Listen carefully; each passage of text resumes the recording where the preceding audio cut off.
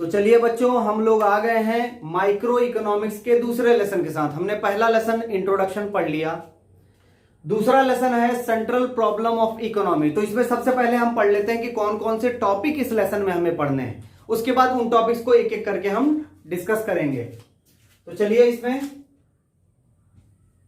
Topics to cover, कौन कौन से टॉपिक कवर करने हैं। तो सबसे पहले पढ़ना है हमें इकोनॉमिक प्रॉब्लम के बारे में। इकोनॉमिक प्रॉब्लम, ठीक है। इसमें हमें दो चीजें पढ़नी है, मीनिंग, इस इकोनॉमिक प्रॉब्लम की मीनिंग पढ़नी है, और दूसरा पढ़ना है कॉजेज, इसका कॉजेज क्या है। तो ये पहला हो गया। दूसरा हमें पढ़ना है सेंट्रल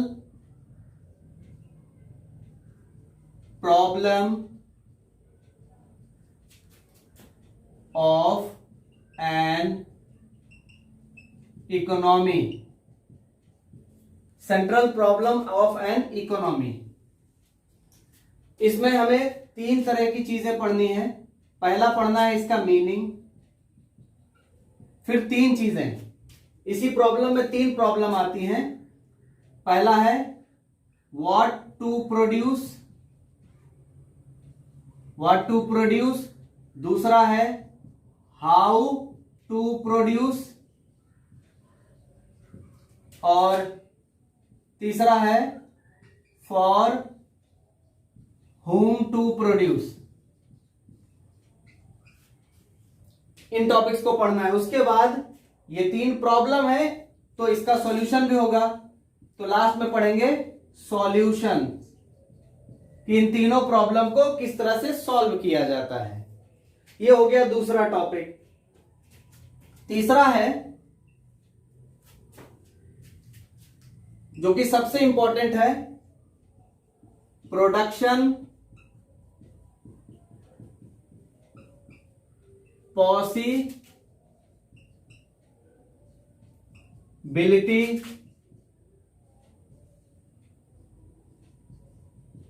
प्रोडक्शन पॉसिबिलिटी कर्व, जिसे हम शॉर्ट में पीपीसी भी कहते हैं। शॉर्ट में हम प्रोडक्शन पॉसिबिलिटी कर्व, इतना लंबा बोलने के बजाय पीपीसी बोल देते हैं। अब इसमें क्या क्या पढ़ना है। इसमें हमें पहले पढ़ना है मीनिंग, फिर पढ़ना है टेबुलर प्रेजेंटेशन, यानी ये पीपीसी कर्व टेबल से कैसे बनता है। फिर इसी का पार्ट है ग्राफिकल प्रेजेंटेशन। फिर ये हो गया, उसके बाद हो गया प्रॉपर्टीज ऑफ पीपीसी। उसके बाद शिफ्टिंग या rotation, shifting and rotation in PPC. इतना हो गया, ये टॉपिक खत्म, प्रोडक्शन पॉसिबिलिटी कर्व। उसके बाद अलग से, ये आपका तीसरा हो गया, अलग से कॉन्सेप्ट थोड़ा सा और पढ़ लेंगे।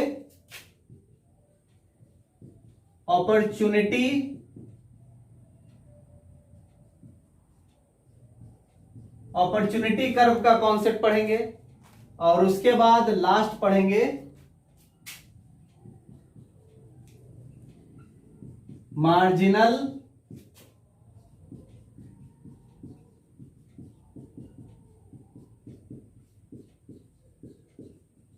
Marginal opportunity curve.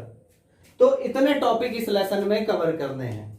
इसमें सबसे ज्यादा इंपॉर्टेंट है आपका प्रोडक्शन पॉसिबिलिटी कर्व। तो इसे आप जल्दी से नोट करिए, तो फिर आगे पढ़ाना।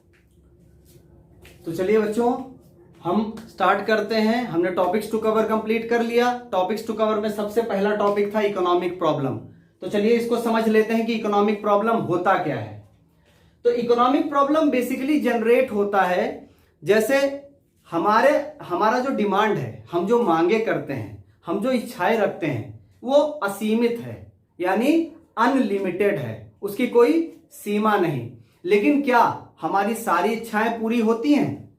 नहीं, क्योंकि हमारे पास वो संसाधन नहीं जिससे हम सारी इच्छाएं पूरी कर सकें। सेम इकोनॉमी के साथ भी यही प्रॉब्लम है कि हमारे या किसी भी देश में जितना डिमांड किया जाता है उतना रिसोर्सेज नहीं होता कि उस चीज को फुलफिल कर सकें।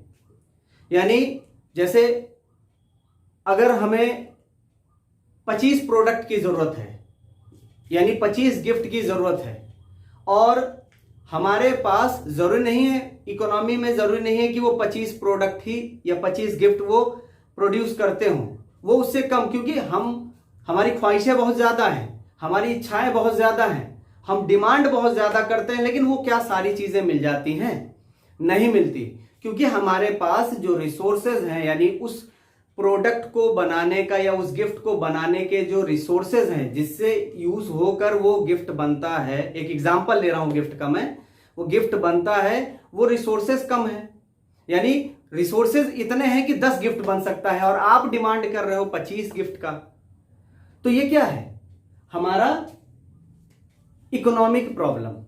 यानी इकोनॉमिक प्रॉब्लम आप सिंपली समझ सकते हो कि हर इंसान डिमांड ज्यादा रखता है लेकिन उस चीज को वो सेटिस्फाई नहीं कर सकता। जैसे आप अगर देखें, लिखा इसमें साफ साफ कि as we all know that human wants are unlimited. हम जैसा कि जानते हैं कि इंसान की इच्छाएं बहुत ज्यादा है, but means to satisfy these wants are scarce. लेकिन उसे संतुष्ट करने के लिए जो साधन है वो बहुत कम है। अगर आपने मेरी वीडियो स्कैरसिटी और चॉइस, मैंने एक वीडियो बनाया हुआ, उसको देख लीजिएगा तो ये स्कैरसिटी और चॉइस एकदम कॉन्सेप्ट क्लियर हो जाएगा आपका। उसके बाद आता है it is possible for an economy to produce everything, it is impossible for an economy to produce everything for each individual. ये इम्पॉसिबल है कि हर इंडिविजुअल के लिए हर चीज बना सके, ये इकोनॉमी में पॉसिबल नहीं है। Because no economy possesses unlimited resources, क्योंकि किसी भी इकोनॉमी के पास, किसी भी कंट्री के पास रिसोर्सेज अनलिमिटेड नहीं है, लिमिटेड है। सो choice regarding efficient use of available resources become necessary. इसलिए सिलेक्शन, चॉइस करना बहुत जरूरी होता है। यानी जब आपको 10 शर्ट चाहिए, नॉर्मली आप बताइए कि 10 शर्ट चाहिए और उतने नहीं हैं, तो आप क्या करते हो? जितने हमारे पास हैं उसी में से हम बेस्ट चुन लेते हैं। उसी को कहते हैं इकोनॉमिक प्रॉब्लम। अब इकोनॉमिक प्रॉब्लम क्या है? Economic problem we mean problem of choice, यानी कौन सी ऐसी बेस्ट चीज चुने। जितने हमारे पास रिसोर्सेज अवेलेबल हैं, जितने हमारे पास प्रोडक्ट अवेलेबल हैं, उसमें से कौन सा बेस्ट चुनना ही इकोनॉमिक प्रॉब्लम होता है। और problem of economical use of scarce resources, या इकोनॉमिक प्रॉब्लम ये भी होता है कि हमारे पास जो भी अवेलेबल रिसोर्सेज है उसे किस तरह से बढ़िया ढंग से हम इस्तेमाल करें। ये इकोनॉमिक प्रॉब्लम में आता है कि बेस्ट चुनना और जो स्कैर्स रिसोर्सेज है उनको अच्छी तरीके से इस्तेमाल करना ही इकोनॉमिक प्रॉब्लम में आता है। अब इकोनॉमिक प्रॉब्लम क्यों जनरेट होती है, क्यों इकोनॉमिक प्रॉब्लम आता है?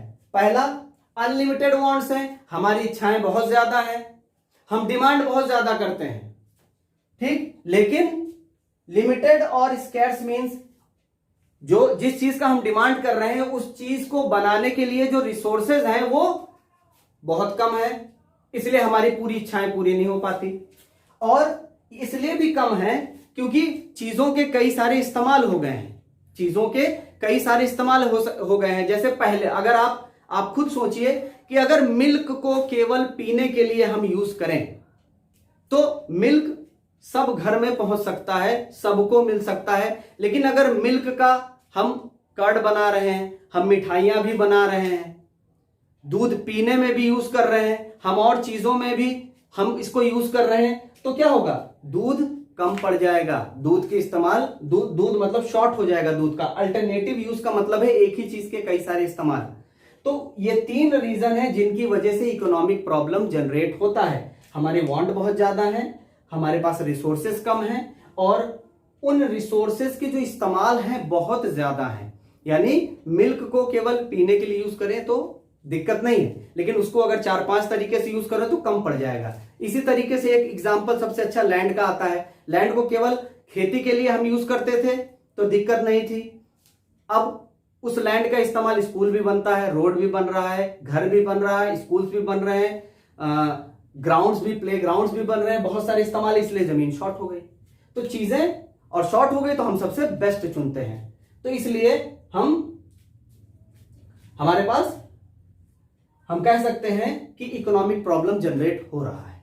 ठीक है, तो क्लियर हो गई होगी बात।